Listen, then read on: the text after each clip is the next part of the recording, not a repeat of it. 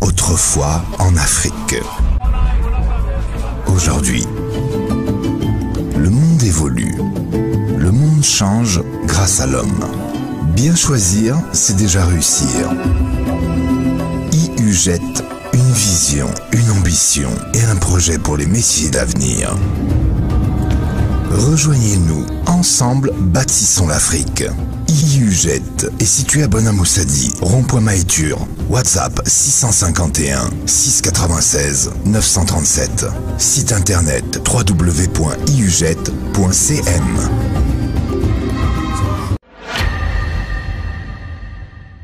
Bonjour à tous et merci d'être avec nous dans cette édition spéciale de 7 minutes pour convaincre sur Afrique Inform.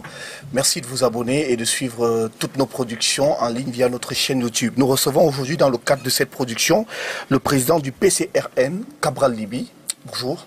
Bonjour Monsieur Romaric Tenda, bonjour à vos nombreux, comment on dit, les spectateurs, et téléspectateurs. Les internautes, voilà. Oui, exactement. Alors votre dernier passage ici, Cabral Libye, était très suivi par les internautes d'Afrique Inform et très partagé d'ailleurs. Nous nous en réjouissons. Est-ce que vous allez bien? Par la grâce de Dieu, je tiens debout.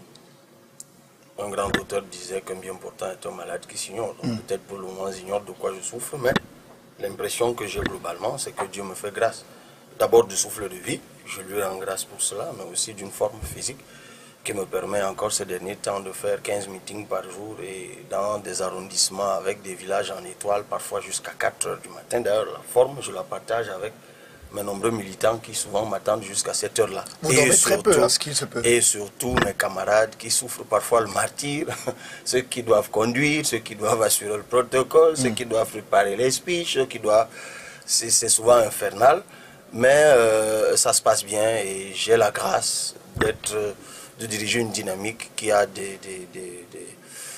dans laquelle on trouve des personnes convaincues, engagées, dévouées, et nul doute que nous irons de victoire en victoire. Je dors peu, c'est vrai. Pourquoi?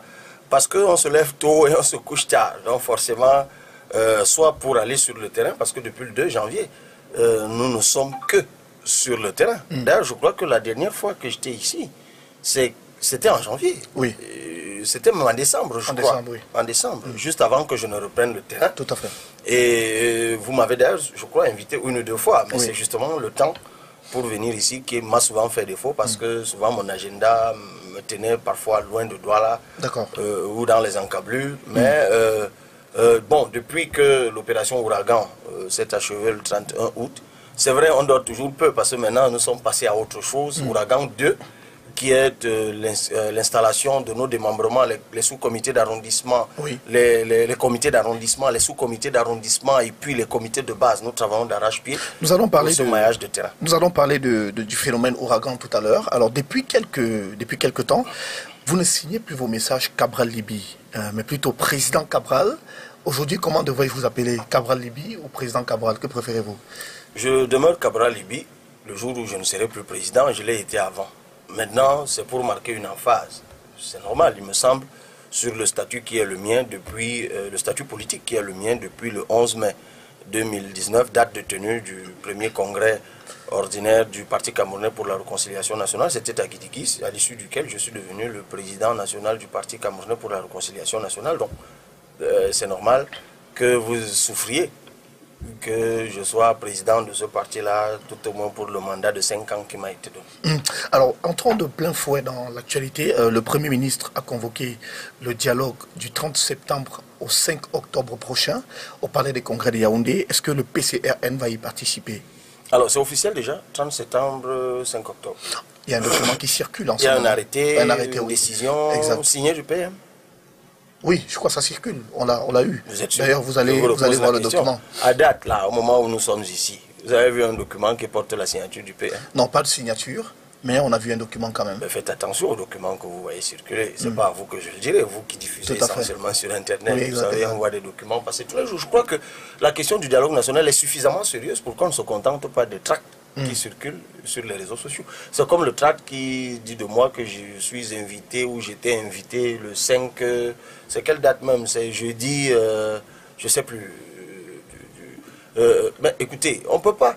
Le président de la République, c'est quand même le président de la République. Donc, lorsqu'il a dit une chose, lorsqu'il a convoqué une assise comme celle-là, qui peut être un tournant historique dans ce pays, je crois qu'il faut même faire attention pour que des documents qui circulent dans des secrétariats ne fuitent pas n'importe comment. Moi, j'ai vu un document où on dit planique, pas planning, planig. Je vois des choses mais absolument épouvantables qui relèvent des drafts qu'on peut trouver dans des secrétariats et ça se retrouve dans les réseaux sociaux et on est obligé de s'y référer au point que dans des échanges sérieux comme ceux-ci, vous me demandez de me prononcer sur des documents qui ne portent aucune signature, qui sont d'épouvantables tracts qui circulent tous les jours et que tout le monde peut fabriquer. Je suis dans la difficulté de m'exprimer sur un document qui ne porte pas formellement la signature d'une haute autorité, somme toute respectable qu'est le Premier ministre. Alors disons, si demain le dialogue est officiellement ouvert, est-ce que vous allez aller ou pas? Écoutez, je fais partie des Camerounais qui ont appelé au dialogue. Depuis pratiquement 3 ans que la crise s'est exacerbée, c'était en novembre 2016, je crois, que la crise s'est exacerbée. J'ai toujours demandé à ce qu'il y ait dialogue. D'ailleurs, j'ai crié au scandale lorsque le dialogue qui avait été entamé s'est arrêté, notamment avec le consortium. Vous savez tous comment ça s'est terminé en queue de poisson. Certains sont allés en prison, d'ailleurs en ont été sortis, et d'autres ont été nommés à la commission du bilinguisme. Aujourd'hui, on se demande toujours pourquoi ce dialogue s'était arrêté. Simplement parce que le consortium s'était arc-bouté sur la question du fédéralisme, dans la question de la forme de l'État. Même pas encore à l'époque, on ne parlait pas encore beaucoup de sécession et de séparatisme. Ça ne s'était pas encore enlisé avec des factions armées, rebelles et tout ça, des gens qui sont dans des brousses avec des fusils. On en était encore là. Et à l'époque, j'avais dit que c'était une erreur d'arrêter ce dialogue. Parce que je considérais, moi, et je le considère toujours, que la question de la forme de l'État n'est pas un tabou, que la question du fédéralisme n'est pas un tabou, c'est une forme de l'État alternative à celle que nous avons maintenant, et que même si nous devons nous arc-bouter sur une de ces formes, il vaut mieux en discuter et mettre sur la table les arguments, un faisceau argumentatif assez solide pour convaincre l'opinion et ceux qui veulent autre chose qu'on peut en rester là.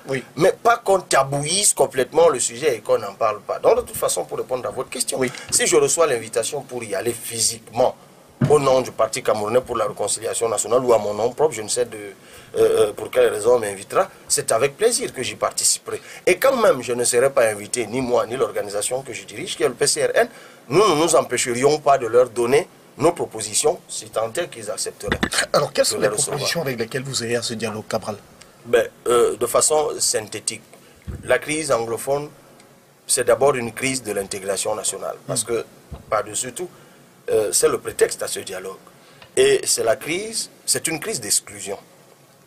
Et finalement, une crise d'exclusion linguistique, exclusion culturelle, exclusion économique même.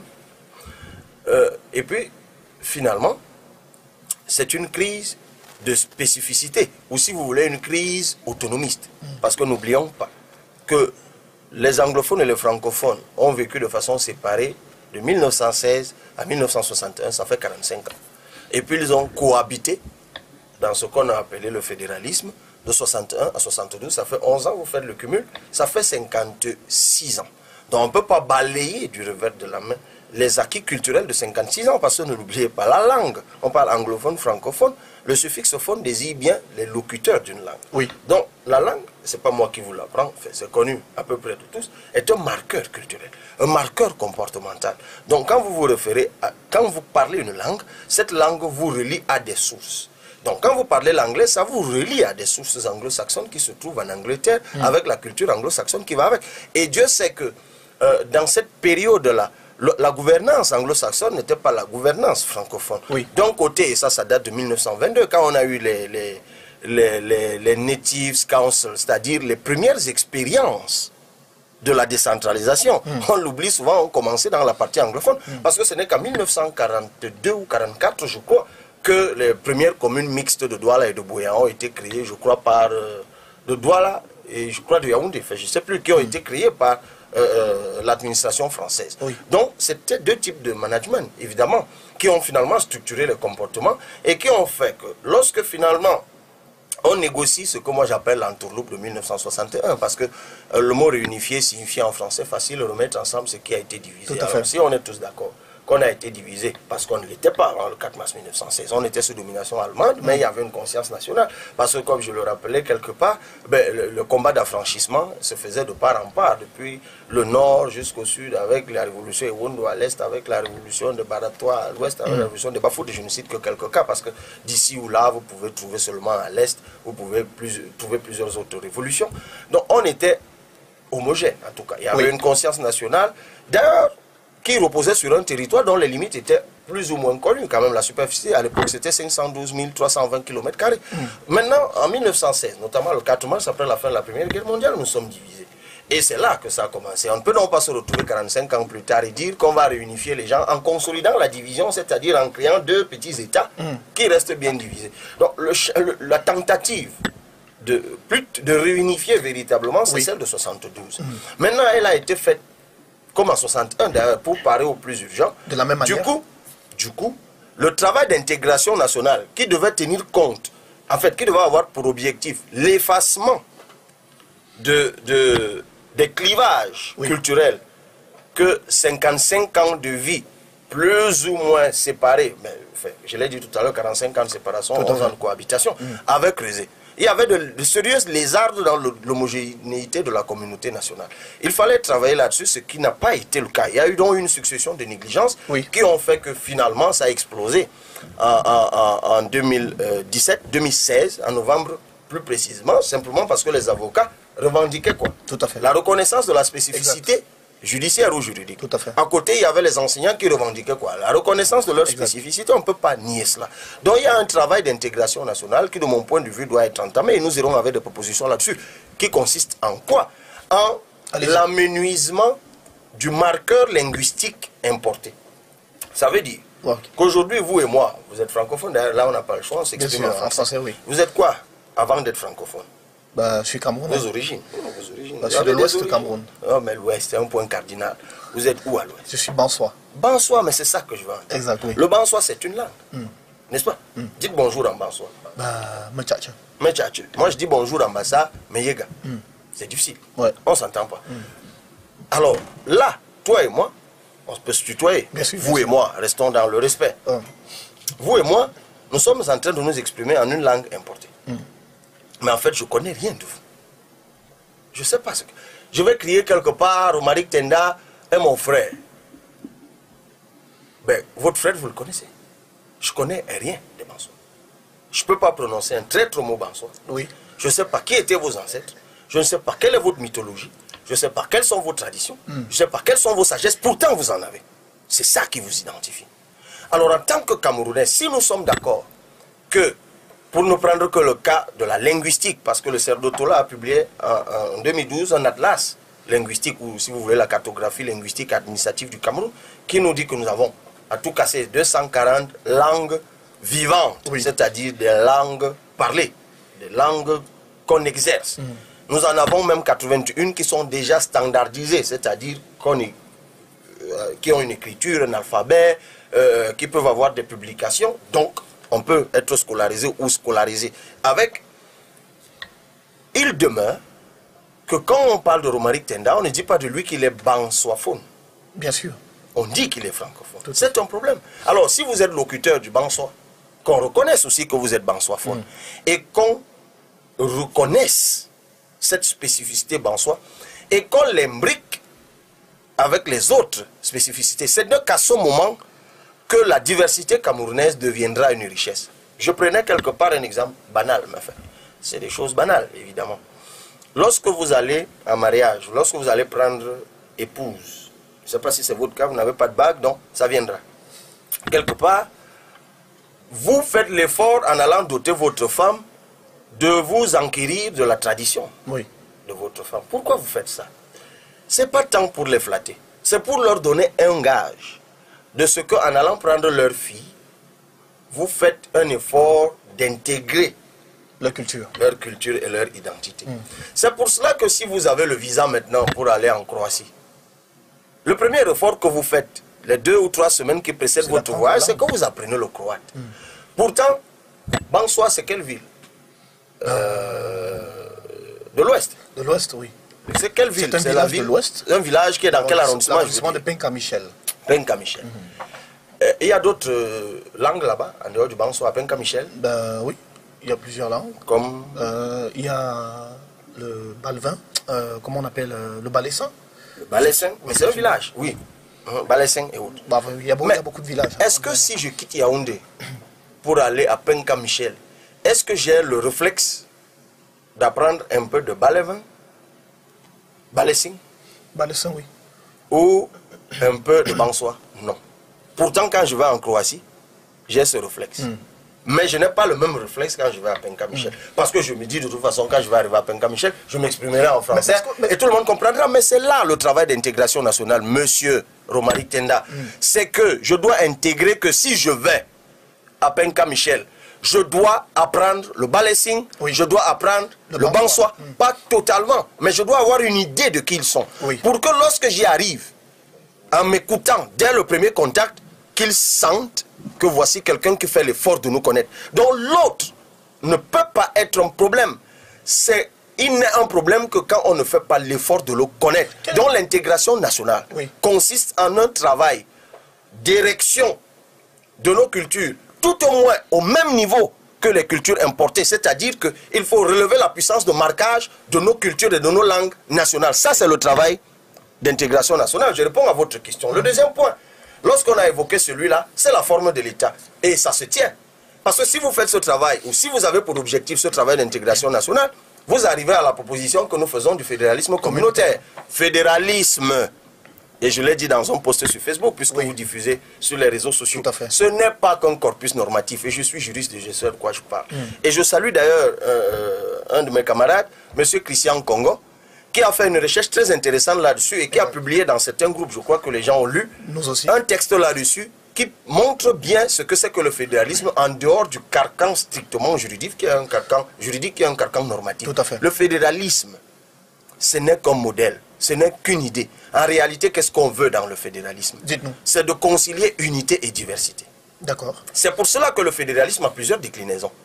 Il peut avoir une déclinaison religieuse. Je peux prendre plusieurs exemples, mais c'est le cas du Liban. Ils ont ce qu'on appelle le pacte communautaire.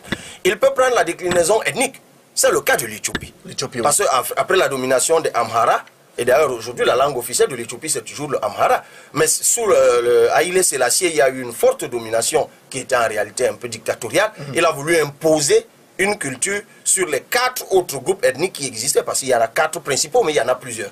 Finalement, ça a créé ce que ça a créé, une révolution, une guerre, et qui c'est même pas totalement terminé. Et on est revenu pour essayer d'équilibrer les choses à un fédéralisme ethnique. Vous avez aussi le fédéralisme linguistique, celui que nous avons connu au Cameroun, justement, en 1961. Vous avez donc le fédéralisme nigérian, qui est un fédéralisme en réalité socio-économico-financier. Parce qu'en fait, on est parti de 4 États, on en a 36 aujourd'hui. Et comment les États se créent au Nigeria? Généralement au rythme de découverte des puits de pétrole. Donc, chaque pays a ses spécificités, ses réalités. Moi, ce que je dis, c'est que si le tracé des communes au Cameroun est relativement acceptable, dans la mesure où ceux qui sont à Penka Michel, on a tracé Penka Michel par rapport à une réalité anthropologique, historique, sociologique. Si le découpage des départements est à peu près acceptable, sous réserve de quelques disparités, donc de quelques correctifs qu'il faudra apporter parce que moi je n'arrive toujours pas à comprendre pourquoi le Oignon est à l'est, notre point cardinal, et la Haute-Sanaga est au centre. Mais c'est relativement acceptable parce que ça tient compte de nos réalités. Mais le tracé des régions, ça répond à quoi? C'est fantaisiste, c'est strictement politique. C'était 5 au départ, 7 après quand les anglophones ont été adjoints. Et puis finalement à 10 parce qu'il y a eu des rumeurs de coup d'État en 83. Et en août 83, on décide de passer à 10 provinces. Et en 2008, on proclame par décret que la province ne s'appelle plus province, elle s'appelle région. Donc je dis ceci. Quelle est la différence entre ce que vous proposez et le régionalisme, effectivement? Ah ben, bonne question. En réalité, c'est le régionalisme identitaire. C'est-à-dire que les circonscriptions administratives ne sont plus des circonscriptions fantaisistes, mais les circonscriptions de notre identité. Si quelqu'un ne comprend pas cette idée, c'est qu'il a un problème. Si quelqu'un... Non, pas comprendre, parce qu'il faut qu'on explique pour que les gens comprennent. Mais si quelqu'un refuse cette idée, c'est qu'il n'est pas camerounais. Parce que là, on en a discuté longtemps. Et je me souviens, dans une de nos réunions, quelqu'un a dit, la meilleure chose qu'on ait dite ces dernières années sur cette affaire, c'est celle-là. Parce qu'on en a soif. Jusqu'ici, nous avons subi ce que les autres décidaient. La crise anglophone nous offre une opportunité de résoudre définitivement et de façon durable ce problème. Parce que justement, ce que nous proposons, c'est le régionalisme. Mais le régionalisme identitaire, le régionalisme des communautés. Ce n'est pas le régionalisme ethnique. Ce n'est pas le fédéralisme éthiopien ethnique. Parce que malheureusement, dans ce pays, dès qu'on évoque la question de la communauté, les cheveux des gens se hérissent, ils pensent à l'ethnie. Encore que ce n'est qu'une hypocrisie. Ce n'est qu'une hypocrisie. Parce qu'à la vérité, tout est ethnique dans ce pays, finalement. Le débat politique, la crise post-électorale au Cameroun, y a-t-il pas derrière une guerre ethnique larvée? Qu'est-ce qu'on n'a pas entendu autour de Maurice Kamto? Qu'est-ce qu'on n'a pas entendu? le vote des Bamileke est monté, le vote des Bamileke est descendu. Qu'est-ce qu'on n'a pas entendu autour de Cabral Libi? C'est le candidat des Bassa. Mais ça fait partie des bêtises que les gens distillent tous les jours. Et finalement, il y a des études scientifiques là-dessus. Je parle souvent de Paul Abouna qui a écrit un ouvrage intitulé « Introduction à l'ethnocratie » qui revient, qui fait une démonstration, en tout cas, somme toute empirique. Il dit, mais tout est traversé par la tribu, même les églises, même la foi en Dieu. Mais Cabral, on a déjà les églises de Bassa, des Étoiles, des Douala et ainsi de suite, souvent dans les mêmes confessions d'ailleurs. C'est-à-dire que vous avez une église baptiste qui a éclaté, ou une église évangélique, et qui éclate à cause des communautés ethniques. Donc, il faut, une fois pour toutes, sortir cette affaire du maquis et pour une fois à régler le problème. Je n'avais pas fini de répondre à votre question parce que ça, ce n'est que la forme de l'État. Ok, allez-y. Après la forme de l'État, puisque si on est d'accord sur la forme de l'État, il faut donc régler la question de la dévolution du pouvoir, forcément. Parce qu'une fois que nous mettons en place des régions identitaires, il va falloir maintenant les autonomiser. Et c'est à ce niveau que je dis, et je rappelle, que la crise anglophone n'est pas une crise séparatiste au fond. C'est une extrapolation, c'est une crise autonomiste. Tout au moins parce qu'eux, ils ont la nostalgie de 11 ans de fédéralisme. Mais en réalité, si c'est explosif de ce côté-là, c'est très latent du côté francophone. On a tous besoin d'aide. Parce que l'écrasement de l'État central pose un problème. Il suffit d'ouvrir la nomenclature de gouvernance de la mairie pour voir l'écrasement du sous-préfet, l'écrasement du préfet, la circulation financière qui est tributaire du bon vouloir du trésorier payeur général. Et avec même les fonds de transfert de compétences, les fonds liés au transfert de compétences, auxquels le maire n'accède que par des cartons, c'est-à-dire des autorisations de dépenses. On ne peut pas continuer comme ça. Donc il faut régler le problème électoral, c'est-à-dire permettre maintenant, une fois qu'on aura taillé ces circonscriptions, permettre aux gens de se choisir selon les règles de l'art, leurs élus. C'est donc la question électorale. Et puis il y a la quatrième question qui, de notre point de vue, est très importante, celle de la détente politique. Et heureusement, Dieu merci, le président l'a évoqué dans son discours, en évoquant l'hypothèse du pardon. Mais il faut aussi qu'on puisse régler le problème à ce niveau-là, en voyant ceux qui sont en prison. Pas seulement ceux qui sont en prison dans le cadre de la crise anglophone, mais aussi ceux qui sont en prison dans le cadre de la crise post-électorale. À côté de ça, vous avez d'autres questions qui sont absolument importantes. La question des réfugiés. La question de la reconstruction, qui de notre point de vue est fondamentale. Les blessures sont profondes quand même. Ben absolument. Alors merci. Cabral, marquons une pause. On se retrouve dans la deuxième partie de cette émission. A tout de suite.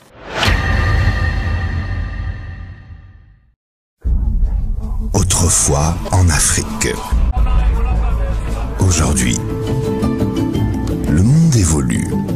Le monde change grâce à l'homme. Bien choisir, c'est déjà réussir.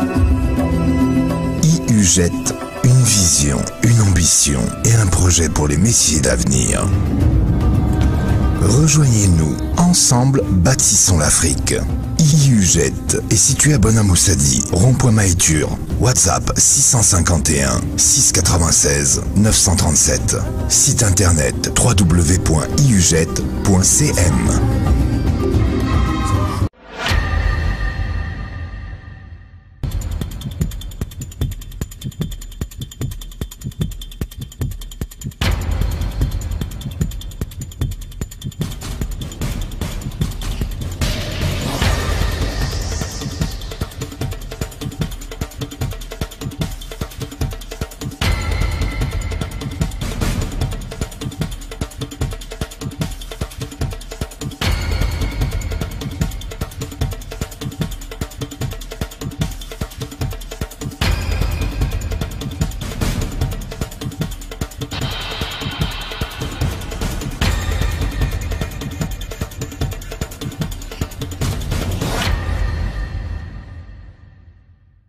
De retour sur ce plateau pour la deuxième partie de cet entretien, toujours avec Cabral Libi. Alors, vous étiez en train de démontrer tout à l'heure, Cabral, dans votre argumentaire, la nécessité d'aller vers un fédéralisme communautaire.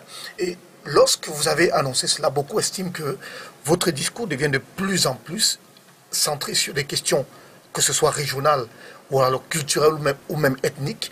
Et d'aucuns estiment que vous êtes en train de chercher une forme de positionnement, peut-être pour sortir ministre quelque part. Le fait d'être pour vous adoubé par votre communauté vous donnera peut-être une certaine hauteur, une certaine grandeur. Il y a justement votre régional, Christian Diok, qui a battu cette thèse en brèche et qui dit, dans ses propos, puisqu'on l'a repris sur Afrique Inform, que vous avez proposé la plus grande réforme jamais adoptée au Cameroun. Vous partagez cet avis? Ben écoutez, ce qui est bien avec vous évoquez le cas Christian Diok au Congo. Ce qui est bien, c'est que c'est un chercheur, c'est un enseignant d'université. Donc, je présume qu'il il a sa notoriété à préserver tout au moins devant ses étudiants pour ne pas s'aventurer à dire du n'importe quoi. Et d'ailleurs, il essaye de sous-tendre ses affirmations par des démonstrations scientifiques que je juge, moi, suffisamment solides. Donc, il n'y a que l'enclave cybernétique des oisifs, tribalistes et haineux, irascibles, qui s'entêtent à polluer le débat chaque fois qu'on évoque ces questions-là. Et d'ailleurs, c'est eux qui font un repli sur eux-mêmes. Non, je n'en ai pas, on n'en est pas là. Vous savez, chaque fois qu'on évoque des questions sérieuses, des questions importantes, il faut que cette catégorie-là, que j'appelle l'enclave des oisifs, tribalistes, haineux, irascibles, il faut qu'ils nous laissent travailler et penser le Cameroun. Parce que sinon, ça devient ingérable. C'est une pollution incroyable. Dites-moi, lorsque le 9 mai de chaque année, les Bakossi, les Bakwiri se retrouvent avec les Batanga dans la fête du Maï. Oui. Du Maï, comme ça s'appelle. Oui. C'est quoi? Je cherche en disant cela à me faire adouber par une communauté. Ah, tiens, peut-être la communauté Bakossi. Vous savez pourquoi ils se mettent ensemble? Non. Parce qu'il y a des liens historiques et anthropologiques. En fait, sous la domination allemande, beaucoup de Batanga avaient été déportés dans ce qui deviendra plus tard le sud-ouest. Et cette fête marque leur retour avec leurs frères, sauf que tous n'étaient pas rentrés. Il y en a qui sont restés. Oui. Maintenant, si vous décidez de les remettre ensemble, ça donne quelle communauté? Eh bien, ça donne une circonscription identitaire. Et d'ailleurs, c'est un bon créneau pour altérer le marqueur linguistique importé dont je parlais tout à l'heure. Oui. Parce que justement, si vous reconstituez cette communauté, ce ne sera pas une communauté ethnique. Parce que le Bakossi n'est pas le Batanga, justement. Ce sera une communauté anthropologique. Et ce sera une très bonne circonscription. Parce que justement, vous aurez d'un côté des frères qui parlent anglais, et de l'autre, des frères qui parlent français, exactement comme c'est le cas de beaucoup de couples aujourd'hui. Moi, je connais beaucoup d'amis et camarades dont les enfants sont anglophones. Oui. Les parents sont francophones, ont été scolarisés francophones, et ils ont mis leurs enfants dans les écoles anglophones. Ils sont anglophones, à la maison, les enfants parlent anglais entre eux, les parents parlent français entre eux. Voilà la richesse. C'est pour ça qu'en fait, le Cameroun, et ça c'est un trait historique, ne cessera pas d'être, en tout cas officiellement, francophone et anglophone. C'est-à-dire, d'ailleurs, il y a un travail de fond qu'il faut faire sur le bilinguisme pour le systématiser de toute façon dès le bas âge. De telle sorte qu'un enfant à 11 ans ou à 15 ans ne sache même plus exactement s'il est francophone ou anglophone parce qu'il s'exercera très aisément sur les deux langues. Je pourrais vous prendre le cas de Grassfield. Il y a une étude très importante et très intéressante qui a été faite sur la culture de Grassfield. J'ai lu l'ouvrage, il est préfacé d'ailleurs de l'ancien recteur de Yaoundé 1, le professeur Beban Chumbo. Je vous invite à lire cet ouvrage sur les cultures et traditions de Grassfield. Il vous démontre que le tracé là, qui sépare l'ouest et le nord-ouest, n'a aucun sens. Parce que les Grassfield, ça commence d'un côté et ça finit de l'autre. Mais oui, si vous voulez faire une communauté de Grassfield, vous pensez vraiment que vous allez faire une communauté Bamileke? Non. Vous aurez certes des Bamileke d'un côté, mais vous aurez de l'autre côté les Nsor, les Bafout et autres qui ne sont pas forcément de la même langue, mais qui ont la même racine anthropologique. C'est de ça que je vous parle. Cette fusion de communautés, Cabral, va aboutir à quoi? Une langue nationale qui sera adoptée? Non. La construction d'une langue nationale passe par l'érection et la consolidation des langues véhiculaires. Parce que ce qu'il faut savoir, c'est que je vous ai parlé tout à l'heure des langues, des études. C'est très important. C'est pour ça que je dis tous les oisifs qui dérangent, qu'ils prennent le temps de s'édifier. Parce que là, on fait du sérieux. Oui. Il y a des études là-dessus. Donc, il n'y a pas la mer à boire. Que ce soit la Société internationale de la linguistique, SIL, ou le CERDOTOLA dont je parlais tout à l'heure, ils vous disent, et je l'ai dit tantôt, qu'il y a environ, c'est même 239. Moi j'ai dit 240 parce que parfois, selon que vous lisez Bichako dit, selon que vous lisez un tel autre, ça diverge. Mais disons 240 langues vivantes. Il y en a, et je vous l'ai dit tout à l'heure, 81 qui sont standardisées. C'est-à-dire avec des alphabets, avec des ouvrages, on peut scolariser avec. Mais dans ce classement, il y a aussi ce qu'on appelle les langues véhiculaires. Le Fufulde est une langue véhiculaire. Le Kanuri est une langue véhiculaire. Le Bassa est une langue véhiculaire, vous en avez parlé tout à l'heure. Il y en a 9 qui ont été recensés au Cameroun. Ça veut dire que il y en a même qui pensent, il y a même des auteurs qui pensent qu'on devrait plutôt configurer les régions au Cameroun par rapport à ces aires linguistiques qui en réalité ne sont pas que des aires linguistiques, ce sont des aires communautaires. Parce que si vous prenez le Fufulde par exemple, il est parlé au nord, ce qu'on a, le Grand Nord, Grand Nord, Adamawa. Oui. Il est même parlé à l'Est. D'ailleurs, c'est une langue transfrontalière puisqu'il est parlé au Tchad, au Soudan, un peu partout dans les communautés arabes, mais encore que le Fufulde, il y en a 3. Il y a 3 catégories de Fufulde. Donc, ces études existent. Les langues véhiculaires permettent, le Pidgin English est une langue véhiculaire. Parce qu'elle est parlée, tout le monde le sait. Le Douala est une langue véhiculaire. Beaucoup de gens ne savent pas que Didier Yango n'est pas Douala. Il est du Mungo, je crois. Il est même Mbo, je crois. Et le Mbo, c'est une langue. Mais il chante en Douala. À un point, d'ailleurs, pas que lui. Je crois même que Longuet, c'est le cas. Nono Flavie, par exemple, je crois même que Nono Flavie est de l'Ouest, carrément, et chante en Douala. C'est ça une langue véhiculaire, c'est-à-dire une langue qui est pratiquée par plusieurs peuplements qui ont pourtant leur langue propre et qui travaillent avec. Donc, on peut construire déjà des langues véhiculaires. Commençons par là. Et in fine, on peut... Mais moi, je dis, dans chaque commune, en tout cas pour les langues qui sont standardisables, il faut qu'on achève ce travail. C'est pour ça que j'avais proposé pendant la campagne la création des centres, je sais même plus comment, des instituts de culture et tradition sur les 3 ou 4 aires géo-linguistiques, culturelles que nous avons pour achever ce travail de standardisation. Pour que dans chaque commune du Cameroun, et moi je crois qu'on ne doit pas avoir que 360 communes, parce que moi je ne comprends pas ce système où on a de communes que d'arrondissements. Non. Alors qu'on peut très bien éclater certains arrondissements. D'ailleurs, moi, président, je les ferai disparaître, ces arrondissements. Pourquoi Ndjombe Pendja fait une seule commune? Pourquoi on n'aurait pas celle de Ndjombe et celle de Pendja pendant qu'on y est? Donc, dans chaque commune, on pourrait très bien scolariser les gens, qu'ils soient de cette commune ou pas, en la langue locale. Il faut réserver une place à la standardisation et à la scolarisation dans chaque commune aux langues locales, c'est très important. D'accord, alors votre actualité a été marquée, Cabral, par ce bruyant divorce avec le capitaine opérationnel du Parti Univers, le professeur Kouvondor. Alors, pouvez-vous nous donner votre version des faits, Cabral? Mais laquelle?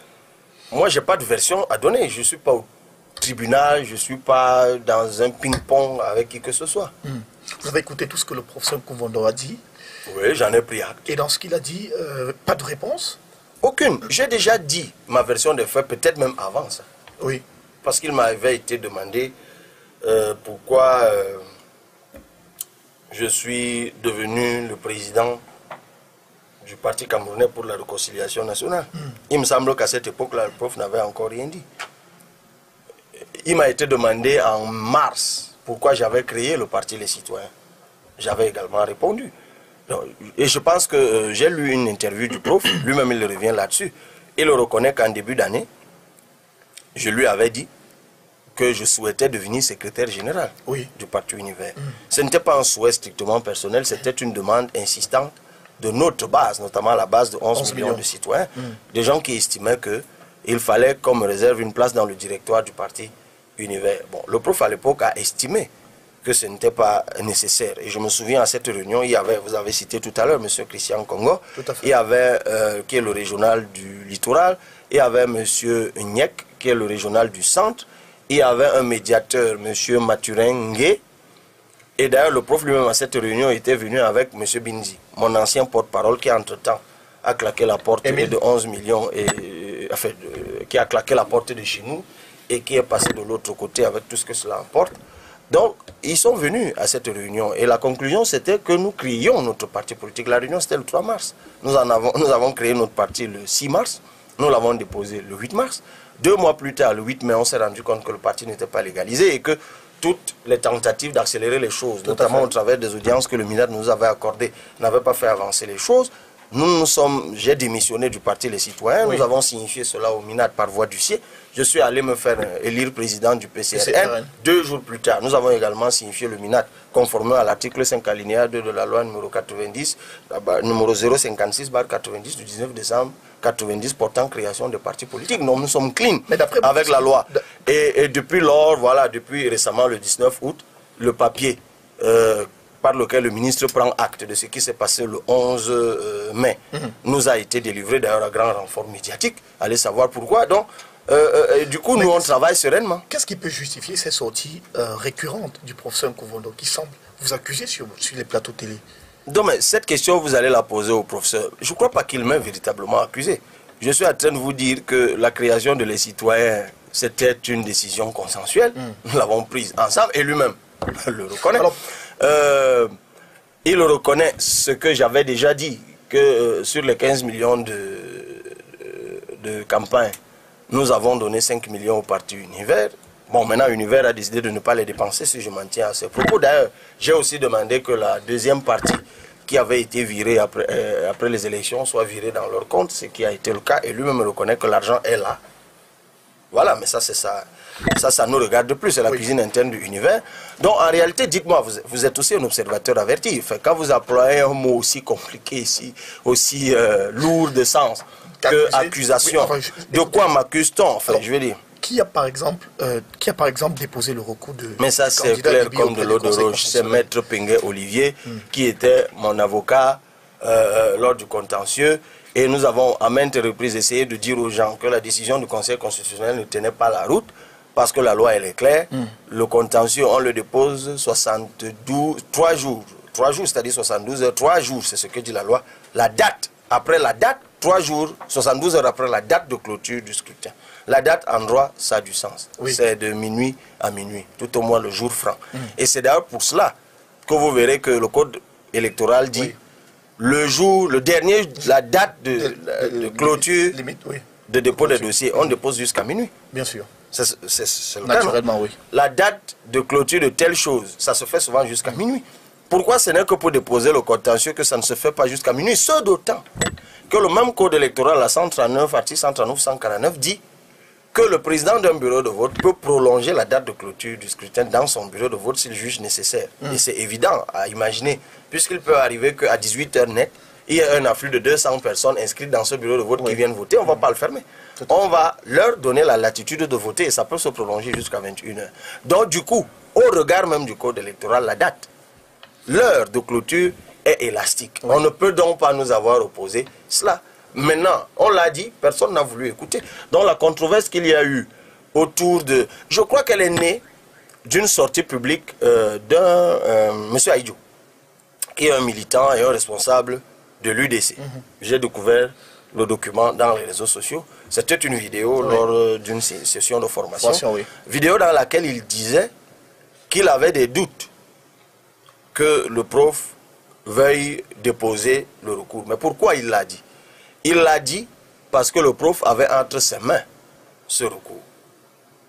En ce moment bien précis. D'accord. Et qu'il avait vu que le temps passait. Mais en fait, pourquoi le prof avait le recours entre ses mains? C'est parce que le prof était en session au palais des congrès de la commission de recensement de vote. Et le conseil constitutionnel se trouve au palais des congrès. Au-delà de tout, le professeur Nkoumbono, c'est un enseignant de droit de rang magistrat. Donc, nous avions convenu à l'époque, une fois que la requête avait été rédigée, qu'on la donne d'abord au professeur Nkoumbono afin qu'il jette un coup d'œil là-dessus, lui qui est le maître du droit, avant que ce ne soit déposé. C'est en fait ça, c'est ce document que M. Aïdjo a vu, pendant que le prof l'avait entre ses mains pour jeter un coup d'œil. Bon, lui voyant le temps passer, il a cru que le prof sortait pour aller le déposer, mais en fait non. Le prof finalement est allé le donner simplement à l'avocat Maître Pinguet qui l'attendait et qui a déposé. Patiemment et qui a déposé. D'accord. Alors, est-ce que vous ne craignez pas, Cabral Libye, que les membres de 11 millions de citoyens aillent aux élections législatives et municipales sous la bannière du PCRN? Est-ce que vous ne craignez pas d'être poursuivi, par exemple, par le prof Nkoumbono?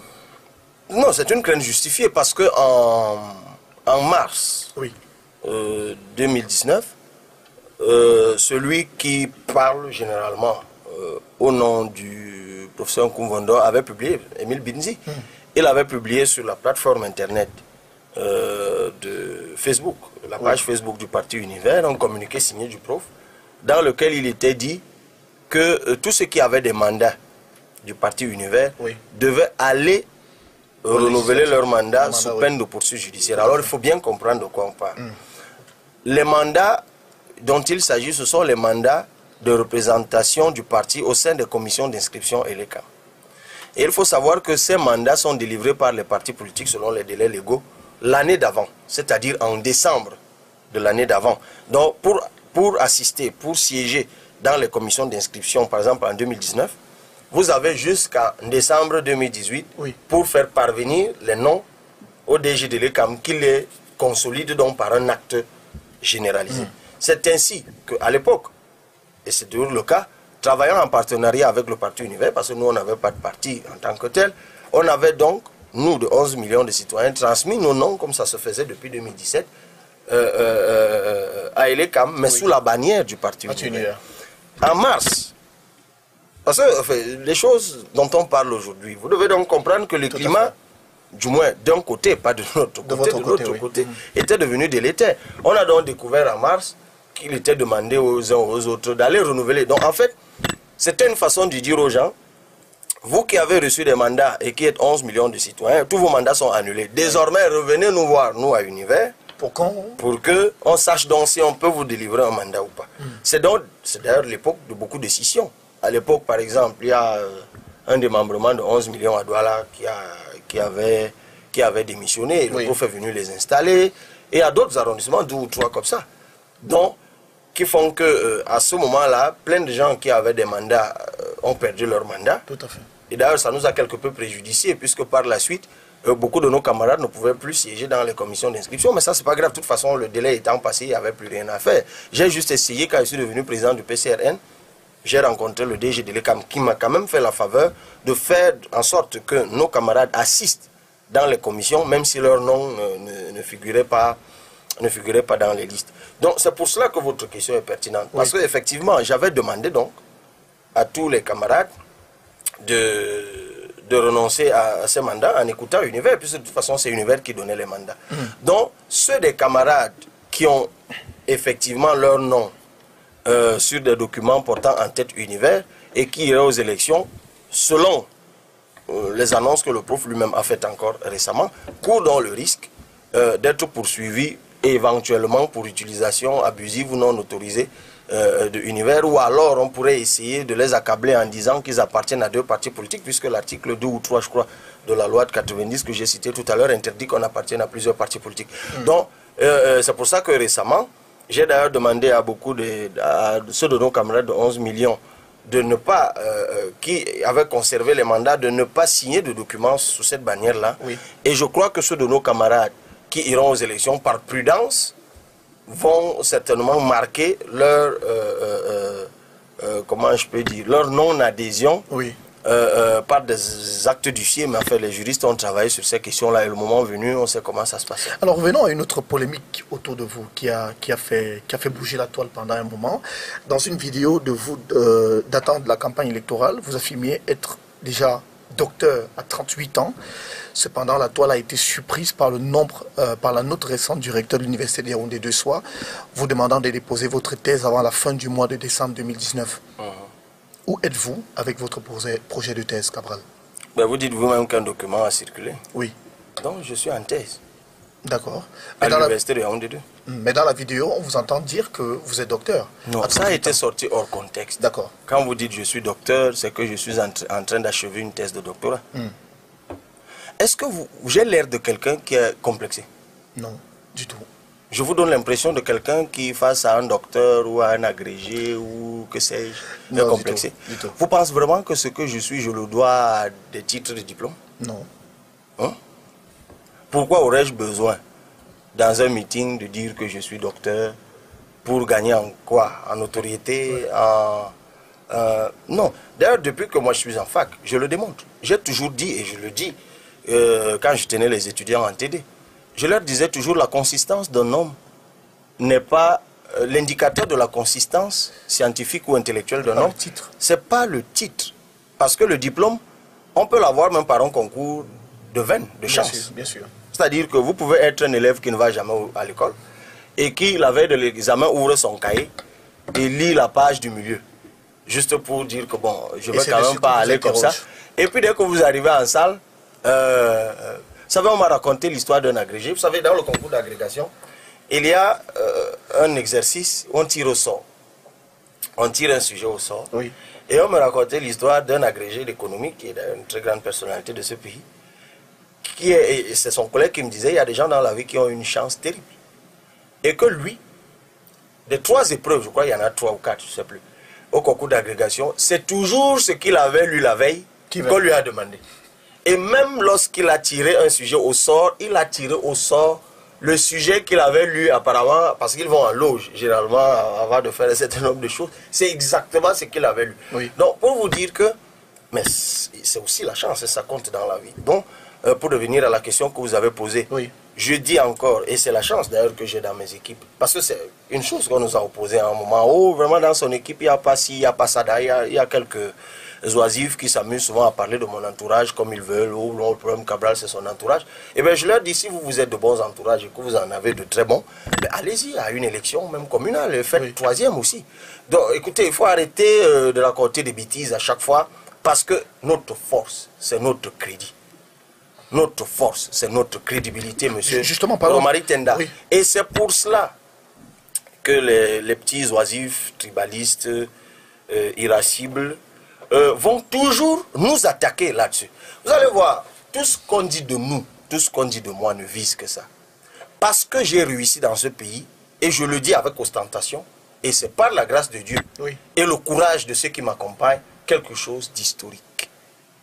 Par notre crédibilité. Nous avons fait ce que personne d'autre n'a pu faire avant. On ne vous attendait pas là. C'est-à-dire amener les Camerounais à donner 1000 francs, 10 000, 200, 500 pour quelqu'un juste parce qu'on lui fait confiance. Oui. Et ceux qui ont pour mission de nous détruire travaillent là-dessus. C'est-à-dire qu'il faut absolument porter atteinte à cette crédibilité pour qu'on ne puisse plus bénéficier de ce dont eux de toute façon ne bénéficieront jamais, parce que pour qu'ils atteignent notre niveau de crédibilité, il leur faut 2 vies. Donc ils vont essayer toujours des bêtises comme celle-là. Sauf que le temps passant, je n'ai pas l'impression que ça nous affaiblit. J'ai plutôt l'impression que ça les affaiblit eux-mêmes. Et moi, je reste convaincu qu'il est encore temps pour que nous revenions à des choses beaucoup plus sérieuses. Oui. Nous avons des objectifs à atteindre, c'est l'alternance dans ce pays. Et les forces alternatives, Dieu merci, j'en incarne une, Maurice Kamto en incarne une, il y en avait qui existait déjà, le SDF et autres, l'UPC, enfin, c'est vrai, l'UNDP fait partie de la majorité présidentielle, mais il y a l'UDC, il y a d'autres forces, il y a Serge Espoir Matomba avec le Pulse. Je crois que, d'ailleurs, on parle de dialogue, il ne serait pas mauvais, et moi j'en profite pour lancer un appel. Nous avons, quand j'ai écouté les uns et les autres, nous sommes convergents sur pas mal de choses. Et je crois que si jamais nous sommes appelés à ce dialogue, ce serait bien. Oui. Que nous nous accordions et peut-être que nous parlions là-bas d'une même voix. Et moi, je pense que c'est ça qui importe. Ce n'est pas que ceux qui sont à la conquête d'une chose passent le temps à se faire la guerre entre eux. C'est pour ça d'ailleurs que je ne manque pas souvent lorsque, hélas, certains de mes camarades se laissent aller à ces abaissements-là. Oui. Je ne manque pas souvent dans les réseaux sociaux, et vous en êtes témoin, de les rappeler à l'ordre. Tout à fait. Alors, passé l'opération d'inscription sur les listes électorales, quel est le nouveau cheval de bataille du PCRN? Les installations de nos démembrements sur le terrain. Nous irons aux élections législatives et municipales. Nous avons déjà fixé nos objectifs. Nous voulons avoir 100 mairies. On l'a déjà dit. Et au moins la moitié des députés. Nous travaillons à cela. Et le meilleur moyen d'y parvenir, c'est le maillage de terrain. Donc maintenant que nous avons achevé avec les inscriptions, je vous l'ai dit tout à l'heure en début d'émission, nous sommes en train de travailler maintenant à installer les comités d'arrondissement, les coordinations départementales, les coordinations régionales, les sous-comités d'arrondissement, les comités de base. Et je salue nos équipes qui sont sur le terrain. Parce que quand je pense à Menganga, ou par exemple Ousmane Malpetel, Atikou et les autres travaillent d'arrache-pied, vous les voyez souvent, les gens voient les images, ils sont en Gaoui, en Gaha et ailleurs. Quand je pense à Hamatoukour Gandhi, vient de rentrer de Mokolo, où il a travaillé pendant 1 mois. Je pense à M.